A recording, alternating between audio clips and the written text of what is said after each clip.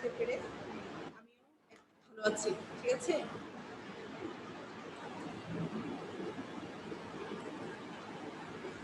নবম শ্রেণীর শিক্ষার্থীরা, তোমাদের নতুন বাংলা ব্যাকরণ বই নিয়ে তোমরা সবাই উদ্বিগ্ন।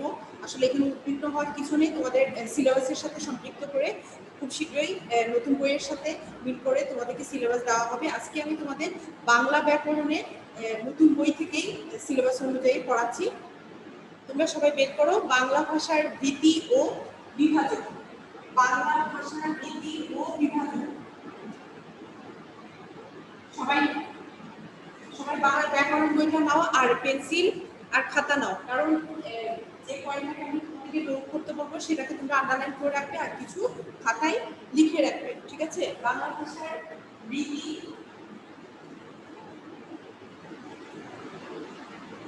বাংলা ভাষার রীতি ও বিভাজন। রীতি ও বিভাজন। ঠিক আছে?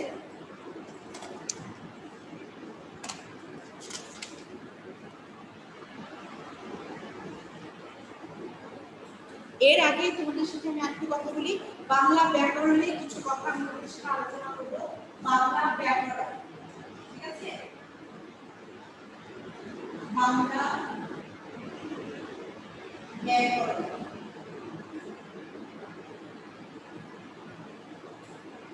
এখানে বাংলা ব্যাকরণের দুটো পার্ট দেখো, একটা হচ্ছে বাংলা আর একটা হচ্ছে ব্যাকরণ। তার মানে ব্যাকরণ একটা অংশ এবং বাংলা ব্যাকরণ হচ্ছে আরেকটি অংশ। এই ক্ষেত্রে আমাদের ব্যাকরণ কি নিয়ে আলোচনা করে এবং বাংলা ব্যাকরণ কি নিয়ে আলোচনা করে, এই দুটো সম্পর্কে আমাদেরকে আলাদা করে জানতে হবে। অর্থাৎ বাংলা ব্যাকরণের প্রতিপাদ্য বিষয় কি এবং ব্যাকরণের প্রতিপাদ্য বিষয় কি সেই সম্পর্কে আমরা আগে জানতে পারবো। ঠিক আছে? ব্যাকরণ সম্পর্কে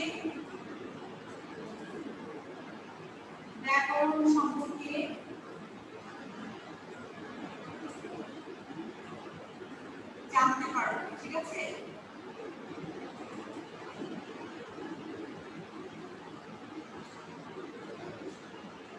আবার বাংলা ব্যাকরণ সম্পর্কে বাংলা ব্যাকরণ সম্পর্কে ধারণা পাবো। ঠিক আছে?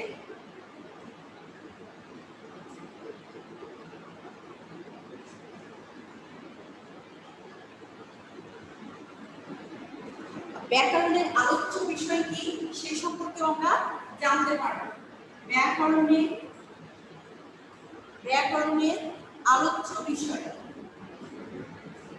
ব্যাকরণের আলোচ্য বিষয় সম্পর্কে ধারণা পাবো। ঠিক আছে?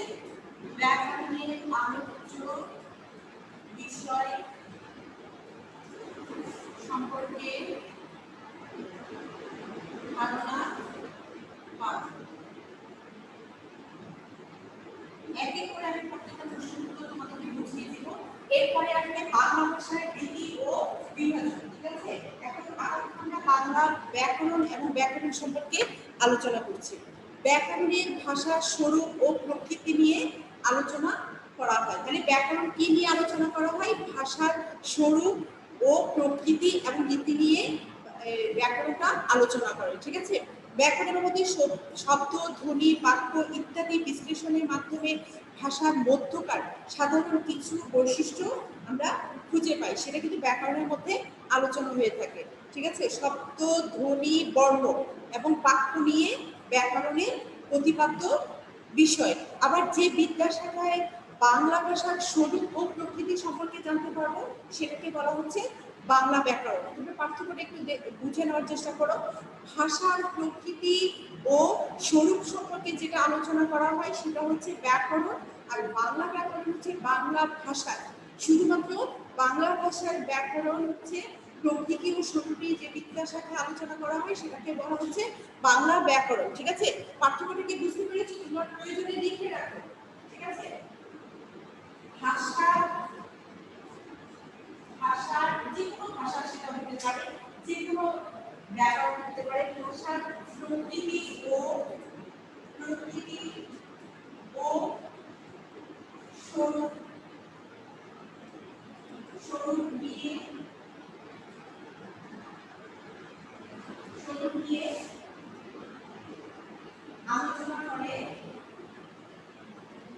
আলোচনা করে ব্যাকরণ।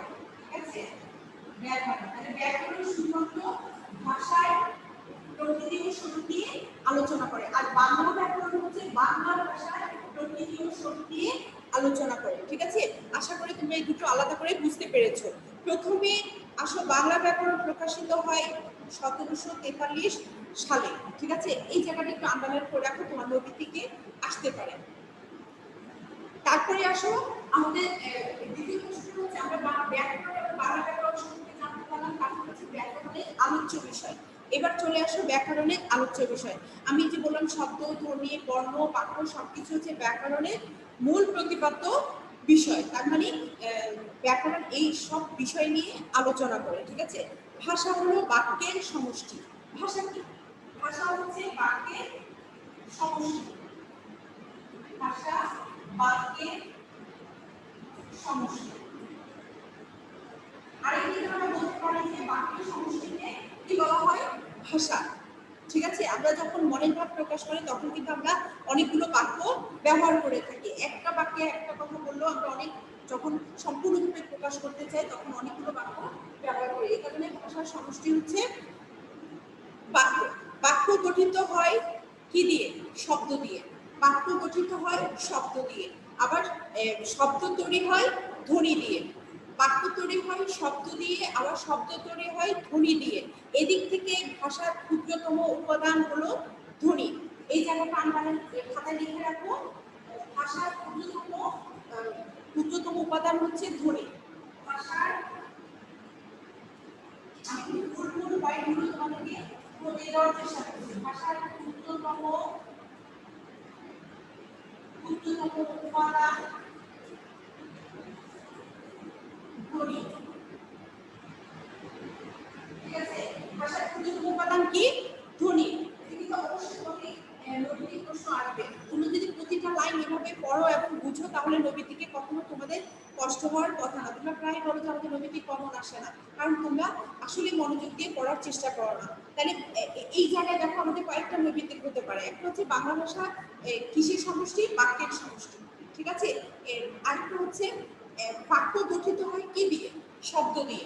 বাক্য গঠিত হয় শব্দ দিয়ে, আবার শব্দ তৈরি হয় কি দিয়ে? ধ্বনি দিয়ে। তাহলে ভাষার ক্ষুদ্রতম উপাদান হচ্ছে ধ্বনি। ধারাবাহিকভাবে আমরা পেয়ে যাচ্ছি বাক্য, শব্দ, তারপর হচ্ছে ধ্বনি। ঠিক আছে, ভাষা, তারপর হচ্ছে বাক্য, তারপর হচ্ছে ধ্বনি, ভাষা। ঠিক আছে, তারপরে হচ্ছে বাক্য, তারপরে হচ্ছে শব্দ, ধারাবাহিকতা দেখো, তারপর হচ্ছে ধ্বনি। ঠিক আছে, তাহলে ভাষা কি দিয়ে তৈরি? বাক্য দিয়ে। বাক্য আবার কি দিয়ে তৈরি? শব্দ দিয়ে। শব্দ কি দিয়ে তৈরি? ধ্বনি দিয়ে। ধারাবাহিকতা বুঝতে পেরেছো? এই ধারাবাহিকতাটাকে তোমরা খাতায় লিখে রাখো, তাহলে সবসময় মনে থাকবে। তাহলে ভাষার সবচেয়ে ক্ষুদ্রতম পরিষ্ঠ উপাদান হচ্ছে ধ্বনি। ঠিক আছে, তাহলে ভাষা, বাক্য, শব্দ, ধ্বনি, এই ধারাবাহিকতাটাকে তোমরা মনে রাখতে হবে। তাহলে বাংলা ব্যাকরণের প্রতিপাদ্য বিষয় আমরা কয়েকটা পাচ্ছি? বাক্য, শব্দ এবং ধ্বনি। ঠিক আছে, এই বাক্যকে আমরা বলা হয় বাক্য। ঠিক আছে, বাক্যকে বলা হয় বাক্য। তাহলে ব্যাকরণে একটা পার্ট হচ্ছে বাক্য তত্ত্ব, আর শব্দ যেটা সেটা হচ্ছে রূপ তত্ত্ব। ঠিক আছে, আর ধ্বনি হচ্ছে ধ্বনি তত্ত্ব। শব্দ যেটা সেটা হচ্ছে রূপ তত্ত্ব,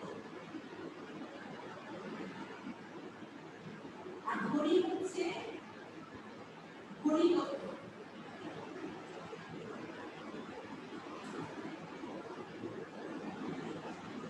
বুঝতে পেরেছো? আমি আবার বলছি, ভাষার ক্ষুদ্রতম উপাদান ধ্বনি। ভাষা তৈরি হয় বাক্য দিয়ে, বাক্য তৈরি হয় শব্দ দিয়ে, এবং শব্দ তৈরি হয় ধ্বনি দিয়ে। বাক্যে ব্যাকরণের যে অধ্যায়ে বাক্য নিয়ে আলোচনা করছে সেটা হচ্ছে বাক্য তত্ত্ব, আবার শব্দ যেটা সেটা হচ্ছে রূপ তত্ত্ব, এবং ধ্বনি নিয়ে যে অধ্যায়ে আলোচনা করা হচ্ছে সেটা হচ্ছে ধ্বনি তত্ত্ব। তাহলে ব্যাকরণের এই তিনটা অধ্যায় সম্পর্কে তোমরা বুঝতে পেরেছো? আশা করি তোমরা বুঝতে পেরেছো। তাই আমরা ভাষার প্রকৃতি ও স্বরূপ নিয়ে আলোচনা করে কি ব্যাকরণ, এবং বাংলা ভাষার স্বরূপ এবং প্রকৃতি নিয়ে আলোচনা করে বাংলা ব্যাকরণ। ঠিক আছে, বাংলা ব্যাকরণ আবার ভাষা হচ্ছে আবার বাক্যের সমষ্টি। ঠিক আছে, তাহলে ভাষার ক্ষুদ্রতম উপাদান হচ্ছে আবার ধ্বনি। তাইলে ধ্বনিতত্ত্ব, রূপতত্ত্ব এবং বাক্যতত্ত্ব সম্পর্কে এবার আমরা একটু আলোচনা করি। ধ্বনিতত্ত্বের আলোচ্য বিষয় হচ্ছে ধ্বনি। বোঝাই যাচ্ছে ধ্বনিতত্ত্বে ধ্বনি নিয়ে আলোচনা করা হয়। এই আলোচনায় বিশেষ্য লিখিত ভাষার ধ্বনিকে যেহেতু বর্ণ দিয়ে প্রকাশ করা হয়, তাই বর্ণমালা সংক্রান্ত আলোচনা অন্তর্ভুক্ত। ঠিক আছে, ধ্বনিতত্ত্বের মূল আলোচ্য হচ্ছে বাকযন্ত্র, বাকযন্ত্রের উচ্চারণ প্রক্রিয়া, ধ্বনির বিন্যাস, স্বরূপ, ব্যঞ্জন বর্ণের বৈশিষ্ট্য, ধ্বনিদলের প্রকৃতি, তার উপাদান নিয়ে আলোচনা করা হয়। এই আলোচনায় বিশেষ্য, সর্বনাম, বিশেষণ, ক্রিয়া বিশেষণ ইত্যাদি স্থান পায়। বিশেষ গুরুত্ব পায় শব্দ নির্মাণ ও পদ নির্মাণ প্রক্রিয়ায়। ঠিক আছে, এবার আসো বাক্যতত্ত্ব। বাক্যতত্ত্ব বাক্য নিয়ে আলোচনা করা হয়। বাক্যতত্ত্বে কি নিয়ে আলোচনা করা হয়? বাক্য নিয়ে আলোচনা করা হয়। বাক্যের নির্মাণ এবং এর গঠন বাক্যতত্ত্বের মূল উপাদান, আলোচ্য বিষয়। ঠিক আছে, বাক্যের মধ্যে পদ ও বর্গ কিভাবে বিন্যস্ত থাকে বাক্যতত্ত্বে তা বর্ণনা করা হয়। এছাড়া এক ধরনের বাক্যকে অন্য ধরনের বাক্যে রূপান্তর, বাক্যের বাচ্য, উক্তি ইত্যাদি বাক্যতত্ত্বের আলোচ্য বিষয়। কারক বিশ্লেষণ, বাক্যের যোগ্যতা, বাক্যের উপাদান, লোপ, জ্যোতিচিহ্ন প্রকৃতি বাক্যতত্ত্বে আলোচিত হয়ে থাকে। ঠিক আছে, এবার আসছো অর্থতত্ত্ব। ব্যাকরণের যে অংশে কি করে শব্দ, বর্ণ ও বাক্যের অর্থ নিয়ে আলোচনা করা হয় সে অংশকে কি বলা হয়? নাম হচ্ছে অর্থতত্ত্ব।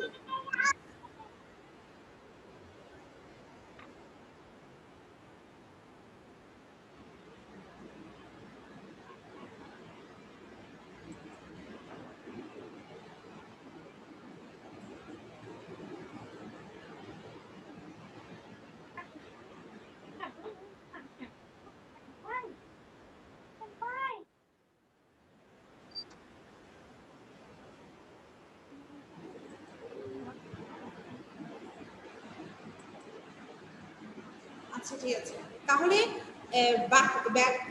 ব্যাঘার্থ অর্থেও বলা হয়। বিপরীত শব্দ, প্রতিশব্দ, শব্দজোড়, বাগধারা প্রভৃতি নিয়ে অর্থতত্ত্বের অন্তর্ভুক্ত। এছাড়া শব্দ, বর্ণ ও বাক্যের ব্যঞ্জনা নিয়েও ব্যাকরণে এই অংশে আলোচিত হয়। ঠিক আছে, তাহলে আমরা জানতে পারলাম ভাষার ক্ষুদ্রতম উপাদান হচ্ছে ধ্বনি। ভাষার পরে আসছে ভাষা, বাক্যের সমষ্টি যে ভাষা তৈরি হচ্ছে, আবার বাক্য তৈরি হচ্ছে শব্দ দিয়ে, আমরা শব্দ তৈরি হচ্ছে ধ্বনি দিয়ে। তাহলে আমরা রূপতত্ত্ব, বাক্যতত্ত্বে বাক্য নিয়ে আলোচনা করে। ঠিক আছে, শব্দ রূপতত্ত্বে আমরা কিভাবে শব্দ বিন্যাস করে সর্বনাম এবং প্রক্রিয়া মিল করে কিভাবে বাক্য তৈরি শব্দগুলো শ্রেণীবিন্যাস করা হয় সেই সম্পর্কে রূপতত্ত্বে আলোচনা করা হয়। আর ধ্বনিতত্ত্বে ধ্বনি নিয়ে আলোচনা করা হচ্ছে। ঠিক আছে, তাহলে এই ক্ষেত্রে আমি মনে করি, আশা করি তোমাদের বাংলা ব্যাকরণে আলোচ্য বিষয় সম্পর্কে তোমরা কিছুটা ধারণা পেয়েছো। আমি যতটুকু বলেছি তোমরা অন্তত এই ধরনের কথাগুলি যদি খাতায় লিখে রাখো তাহলে তোমরা খুব সহজে বুঝতে পারবে এবং এটা ব্যাখ্যাও করতে পারবে। ঠিক আছে, তাহলে চলে আসি আমরা বাংলা ভাষার লিপি ও বিভাজন নিয়ে। ঠিক আছে, আশা করি এখানে তোমাদের আর কোনো সমস্যা থাকার কথা না। এখানে মূল পয়েন্টটা হচ্ছে ভাষার ক্ষুদ্রতম উপাদান ধ্বনি। এই জায়গাটা মনে রাখবে, ভাষার ক্ষুদ্রতম উপাদান কি? ধ্বনি। ঠিক আছে, ভাষা বাক্যের সমষ্টি, ভাষার বিশেষ সমষ্টি, বাক্যের সমষ্টি। এই তোমাদের নৈতিক পৃষ্ঠে আসবে। এই কয়েকটা পয়েন্ট কিন্তু খুব জানা দরকার। এই ধারাবাহিকতা এবং উপাদান উপাদান এবং বাক্যের সমষ্টি হচ্ছে ভাষা। ঠিক আছে, আবার ব্যাকরণ কাকে বলে, আবার বাংলা ব্যাকরণ কাকে বলে? তাহলে ব্যাকরণ হচ্ছে ভাষার প্রকৃতি ও স্বরূপ নিয়ে যে আলোচনা করে, যে বিদ্যাশাখায় বা যে শাখায় আলোচনা করা হয় সেটাকে বলা হচ্ছে ভাষা। আর ব্যাকরণ, বাংলা ব্যাকরণ বাংলা ব্যাকরণ হচ্ছে বাংলা ভাষার প্রকৃতি ও শক্তি নিয়ে যা আলোচনা করে সেটা হচ্ছে বাংলা ব্যাকরণ। তাহলে একটা হচ্ছে ব্যাকরণ আর একটা হচ্ছে বাংলা ব্যাকরণ। আশা করি তোমরা সেটা বুঝতে পেরেছো, ঠিক আছে? এবার আসলে বাংলা ভাষার লিপি ও বিভাজন, এটা একটা ব্যাপক প্রক্রিয়া। বাংলা ভাষার লিপি ও বিভাজন আমি যতটুকু সম্ভব তোমাদেরকে বুঝিয়ে দেবো বইগুলো বইয়ে বোঝার চেষ্টা করো, ঠিক আছে? আমি পড়ার সাথে সাথে তোমরা যদি পড়তে থাকো এবং নিজেরাও একটু দেখতে থাকো তাহলে তোমাদেরকে খুব সহজে বোঝানোটা সহজ হবে। আর যদি তুমি এমনি শুনতে থাকো তাহলে মনে হবে যেন এই মুহূর্তে বুঝতে পারতেছো, কিন্তু পরবর্তীতে না বোঝা ভুলে যাওয়ার সম্ভাবনাটা একটু বেশি থাকে, ঠিক আছে? এবার আসো বাংলা ভাষার রীতি এবং বিভাজন। অধিকাংশ ভাষায় অন্তত দুটি রীতি থাকে, একটা হচ্ছে কথ্য ভাষা রীতি আর একটা হচ্ছে লেখা ভাষা রীতি, ঠিক আছে? কথ্য ভাষা রীতি, লেখা ভাষা রীতি। তাহলে অধিকাংশ ভাষার অন্তত কয়টি রীতি থাকে? দুটি রীতি। অধিকাংশ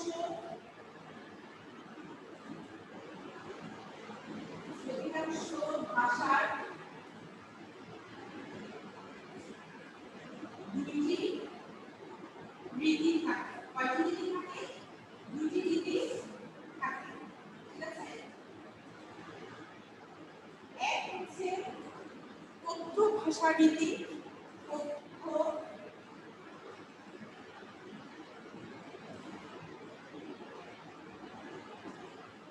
ভাষা রীতি। দুই হচ্ছে লেখা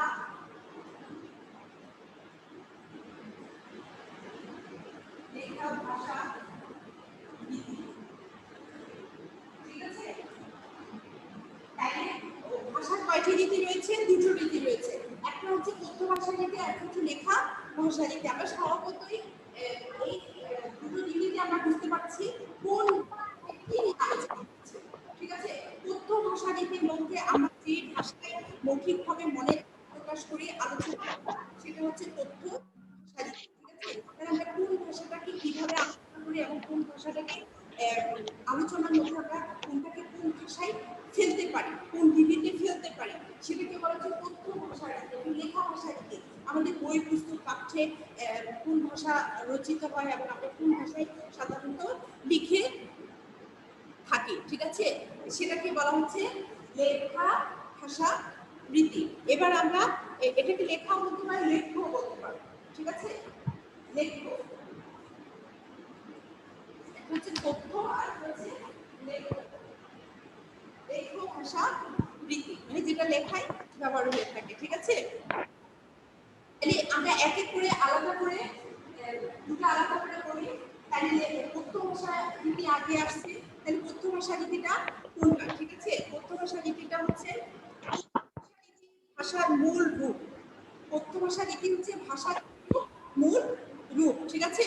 কথ্য ভাষা রীতির উপরে ভিত্তি করে লেখা ভাষা রীতির রূপ তৈরি হয় এবং স্থান কাল পাত্রভেদে সেটা কি হচ্ছে তাহলে কথ্য ভাষার উপরে ভিত্তি করে লেখ্য ভাষা মানে আমরা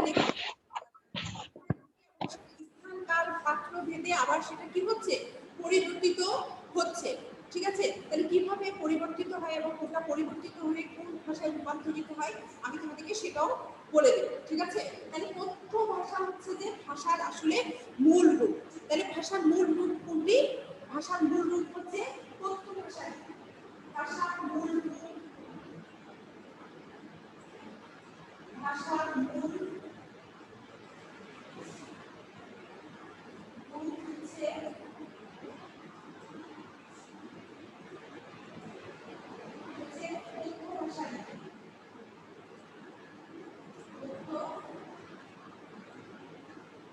ভাষা, ঠিক আছে? সবাই লিখে দেখো ভাষার মূল রূপ হচ্ছে কথ্য ভাষা রীতি, ঠিক আছে? আবার কথ্য ভাষা রীতি কিন্তু আবার স্থান কাল পাত্র ভেদেও কি হয়ে থাকে পরিবর্তিত হয়ে থাকে। তাই কথ্য ভাষা রীতির পরিবর্তনের ফলে নতুন নতুন ভাষাও উপভাষার জন্ম হয়, ঠিক আছে? ভাষা এবং উপভাষা কিভাবে জন্ম হয়? কথ্য ভাষা রীতির পরিবর্তন, কথ্য ভাষা যখনই রীতির পরিবর্তন হচ্ছে তখনই কিন্তু নতুন ভাষা এবং উপভাষার তৈরি হচ্ছে। ঠিক আছে, এবার আসো আঞ্চলিক কথারীতি। আঞ্চলিক কথারীতি হচ্ছে কথারীতির আঞ্চলিক ভেদ সহজে বোঝা যায়। যেমন আমরা যে যে অঞ্চল ভেদে যে ভাষায় কথা বলি সেটাকে বলা হচ্ছে আঞ্চলিক ভাষা। আঞ্চলিক ভাষাকে আমরা আবার উপভাষাও বলতে পারি। আঞ্চলিক ভাষাকে আমরা আবার উপভাষা।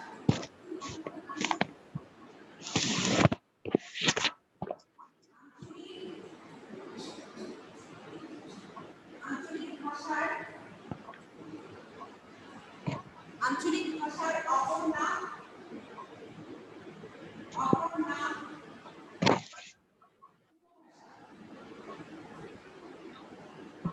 এটা লিখে রাখো, ঠিক আছে? আঞ্চলিক ভাষার অপর নাম হচ্ছে উপভাষা। ঠিক আছে, আমরা অঞ্চল ভেদে যে ভাষাগুলো ব্যবহৃত হয়ে থাকে সেটা হচ্ছে আঞ্চলিক ভাষা। তাই বাংলা রীতি যেরকম পরিবর্তন হবে ঠিক সেভাবে কি নতুন নতুন ভাষাও তৈরি হবে। তাহলে নতুন নতুন প্রতিটি আঞ্চলিক ভাষা হচ্ছে এক একটি উপভাষা। ঠিক আছে, তাহলে উপভাষা কাকে বলে তোমরা সেটা বুঝতে পেরেছো। উপভাষার মূল রূপ হচ্ছে কথ্য ভাষা রীতি। তাহলে ভাষার মূল রূপ কি? কথ্য ভাষা রীতি, সেটা সম্পর্কে জানলে এখন ভাষার দুটি রীতি থাকে, সেই দুটি রীতি হচ্ছে একটা কথ্য ভাষা রীতি আর একটা হচ্ছে লেখ্য ভাষা রীতি। কথ্য ভাষা রীতি হচ্ছে যে ভাষায় আমরা কথা বলে থাকি সেটা হচ্ছে কথ্য ভাষা রীতি। আর লেখ্য ভাষা রীতি হচ্ছে আমরা যে ভাষায় কথা বলে যে রীতি অনুযায়ী আমরা লেখায় ব্যবহৃত হয়ে থাকি। যেমন পাঠ্যপুস্তক বইয়েও আছে, আমরা আবার নিজেরাও লিখি, সেই ভাষাকে বলা হচ্ছে লেখ্য ভাষা রীতি। লেখ্য ভাষা রীতির আবার বিভিন্ন প্রকার আছে, আবার কথ্য ভাষারও বিভিন্ন ভাগ রয়েছে। সে সম্পর্কেও আমি তোমাদেরকে আলোচনা করে দিচ্ছি। প্রথমটা হচ্ছে আঞ্চলিক ভাষা। আমি বললাম আমরা অঞ্চলভেদে যে ভাষাটা ব্যবহার করি সেটাকে বলা হয় আঞ্চলিক ভাষা। আঞ্চলিক ভাষার অপর নাম হচ্ছে উপভাষা। ঠিক আছে, এবার আসো আদর্শ কথ্য রীতি। আদর্শ কথ্য রীতি, আদর্শ কথ্য রীতি কোনটা? আদর্শ কথ্য রীতি হচ্ছে ব্যাকরণ সিদ্ধ হয়ে সর্বজনীন ভাবে যে কথাটাকে আমরা কথ্য ভাষা হিসাবে ব্যবহৃত হয়ে থাকি, যে ভাষাটা সর্বজনীন, ঠিক আছে, সেটা হচ্ছে আদর্শ কথ্য রীতি। আদর্শ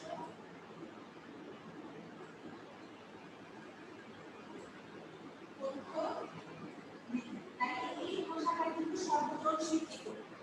ঠিক আছে, সর্বজন শিক্ষিত ভাবে আমরা সাধারণত যেই ভাষায় আমরা কথা বলি সেটা হচ্ছে আদর্শ কথ্য রীতি। বাংলাদেশের পশ্চিমবঙ্গ ও ত্রিপুরায় নানা ধরনের ভাষা রয়েছে যেটাকে অনেকটা শুদ্ধ বাংলায় ব্যবহৃত হয়ে বলা হয়ে থাকে। মূলত তুমি এই জিনিসটা ফেলে রাখবে, সর্বজন শিক্ষিত ব্যাকরণ। অনেক সময় কথ্য রীতিতে কিন্তু সব ধরনের ব্যাকরণ মেনে চলে না। ঠিক আছে, লেখ্য রীতিতে যেটা আছে সাধু ভাষা, সাধু রীতি যেটাকে বলে, সেখানে অনেকটা ব্যাকরণ অনুসরণ করে। ঠিক আছে, কিন্তু ব্যাকরণ মেনে কিন্তু আমরা কখনো মনের ভাব প্রকাশ করলে শুদ্ধভাবে আমরা কথা সবসময় চালিয়ে দেওয়া সম্ভব না। সবসময় যদি চলিয়া যাইতেছি তুমি কেমন, তুমি আমার বাসায় বেড়াইতে আসিও, এভাবে বলে কিন্তু সবসময় মনের ভাবটা আসলে সাবলীলভাবে কখনোই প্রকাশ করা সম্ভব হয় না। এই জন্য কথ্য ভাষাটা একটু সাবলীল শব্দে যেটা বলা হয়ে থাকে, মনের ভাব প্রকাশ করা হয়, সর্বজন শিক্ষিত, সেটা হচ্ছে কথ্য ভাষা। ঠিক আছে, এবার আসো লেখ্য ভাষা রীতি। এতক্ষণ আমরা যে কথ্য ভাষা রীতি নিয়ে আলোচনা করলাম, এবার আসো লেখ্য ভাষা রীতি। ঠিক আছে, তাহলে চলে গেল আদর্শ কথ্য রীতি, তারপর হচ্ছে লেখ্য ভাষা রীতি। লেখ্য ভাষা রীতি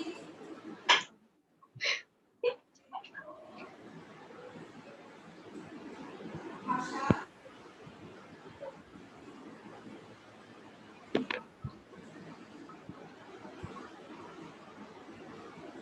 লেখ্য ভাষাটিতে লিখিত বাংলা ভাষায় আদি নিদর্শনের নাম হচ্ছে চর্যাপদ। এটা খুবই খুবই খুবই ইম্পর্টেন্ট, এটা লিখে রাখো। লিখিত ভাষার আদি নিদর্শন হলো কি? চর্যাপদ। লিখিত ভাষার আদি নিদর্শন হচ্ছে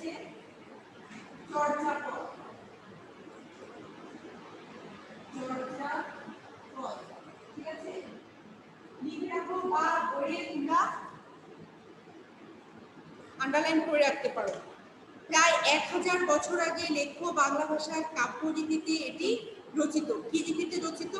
কাব্যরীতিতে রচিত, প্রায় 1000 বছর আগে। ঠিক আছে, তাহলে আমাকে এই রীতিটা সম্পর্কে ব্যবহারিক প্রয়োজনে ক্রমে লেখা গদ্যরীতি জন্ম 19 শতকের সূচনায় এই গদ্যরীতি সাধুরীতির জন্ম নেয়। আমাদের অনেক গদ্য ভাষায় আমাদের অনেক গদ্য কিন্তু সাধুরীতি রয়েছে, তোমরা দেখতে পাবে অনেক গদ্য কিন্তু সাধুরীতিতে রয়েছে, কিন্তু বর্তমানে যে উপন্যাস হিসাবে যে বইগুলো আমরা নাটক হিসাবে ব্যবহৃত করছি সেগুলো কিন্তু সাধুরীতিতে আর রচিত হচ্ছে না। 19 শতকে এসে সেটা আবার কি হয়ে আসছে? চলিত নীতিতে রূপান্তরিত হয়ে আসছে। বর্তমানে একবিংশ শতাব্দীতে যে প্রমিত বাংলা আলোচনা করি, সেই প্রমিত বাংলা আমাদের এখন ব্যাকরণে এসেছে। আগে কিন্তু সেই প্রমিত রীতিটা সম্পর্কে আমরা ব্যাকরণের তেমন আলোচ্য বিষয় হিসেবে ছিল না, কারণ আগে ব্যাকরণের বইটা ছিল পুরাতন সনাতন পদ্ধতি। বর্তমানে আধুনিক ব্যাকরণে এসে প্রমিত রীতি নিয়ে আলোচনা হচ্ছে, যেটা উদ্ভাবনী হয়েছে 21 শতকে এসে। ঠিক আছে, এবার আসো কাব্যরীতি। কাব্যরীতি আমি প্রথম কাব্যরীতি, ঠিক আছে, এখানে কাব্যরীতি।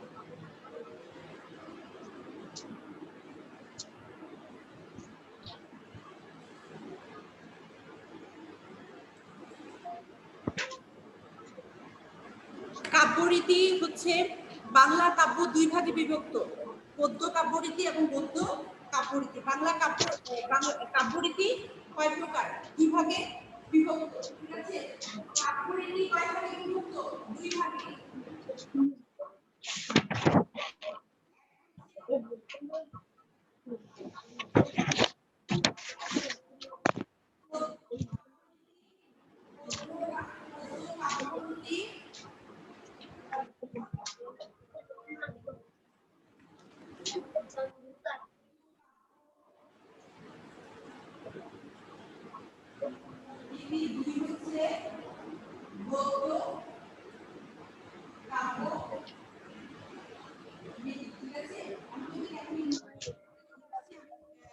সংক্ষেপে একটু বুঝিয়ে দেওয়ার চেষ্টা করি। পদ্য কাব্যরীতি আবার গদ্য কাব্যরীতি, বিভিন্ন সাধু এবং চলিত ভাষায় কিন্তু আমাদের গদ্য কাব্যরীতি দেখা যায়। ঠিক আছে, আমি পূর্ব তোমাদেরকে ব্যাকরণের আলোচনার সময় সাধু এবং চলিত ভাষা নিয়ে আলোচনা করেছি, এর আগের ক্লাসেও এটা আলোচনা হয়েছে। এই কারণে আমি গদ্য কাব্যরীতির এই দুটো ভাগ নিয়ে আজকে না বললাম। গদ্য কাব্যরীতি তোমরা এই দুটো ভাগ সম্পর্কে একটা জেনে নাও। কাব্যরীতি, কাব্যরীতিতে কয়টা ভাগে ভাগ করা হয়েছে? দুটো ভাগে ভাগ করা হয়েছে, গদ্য কাব্যরীতি এবং গদ্য কাব্যরীতি। ঠিক আছে, আশা করি আমি তোমাদেরকে এতক্ষণ যা বোঝালাম তোমরা সবাই আশা করি বুঝতে পেরেছো। তারপরে সমস্যা যদি থেকে থাকে অবশ্যই তোমরা প্রশ্ন সমস্যাগুলো নোট করে রাখবে, আমাকে যাতে পরবর্তীতে সে প্রশ্নগুলো। তোমাদের কাছে একটা অনুরোধ থাকবে, তোমরা লাইভ ক্লাসে আসবে এবং প্রতিদিনের পড়া, প্রতিদিনের ক্লাসটা প্রতিদিনই সম্পূর্ণ করার চেষ্টা করবে। ঠিক আছে, প্রতিদিনের পড়া যদি করো তাহলে আর সমস্যা থাকে না। পরীক্ষার আগে দেখবে তুমি সম্পূর্ণ প্রস্তুতি শেষ, কিন্তু প্রতিদিনের পড়া যদি তুমি আবার ধরে রাখো তাহলে কিন্তু এক পরীক্ষার সময় এসে কোনটা ছেলে কোনটা পড়বে নিজেকে আর সেভাবে তৈরি করতে পারবে না। ঠিক আছে, তাহলে আজকে এখন চলে আসি।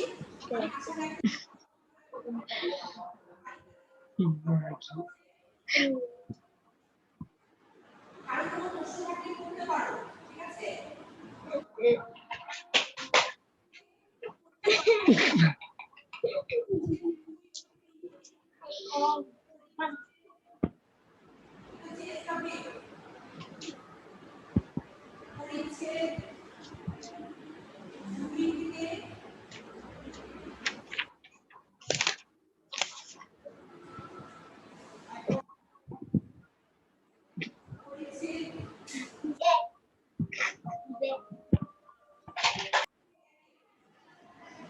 অধ্যায়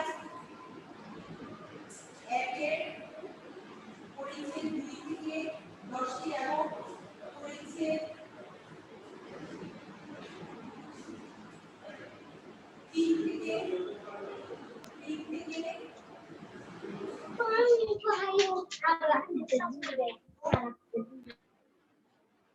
বৃষ্টি নৈমিত্তিক বাড়ি কাজ।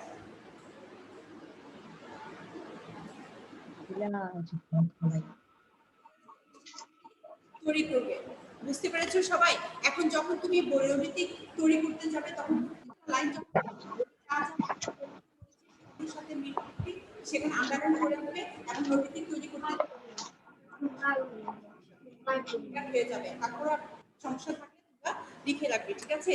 আজকে এখানেই ক্লাস শেষ করছি। আশা করি সবাই ভালো থাকবে, সুস্থ থাকবে, সুন্দর থাকবে। ম্যাডাম আসসালামু আলাইকুম। হ্যাঁ, ওয়ালাইকুম আসসালাম। কোনো প্রশ্নই তো করলে না। ওয়ালাইকুম আসসালাম। ঠিক আছে, পরবর্তী ক্লাসের জন্য থাকো, কেউ চলে আসসালামু আলাইকুম। ম্যাডাম আসসালামু আলাইকুম। হ্যাঁ, ওয়ালাইকুম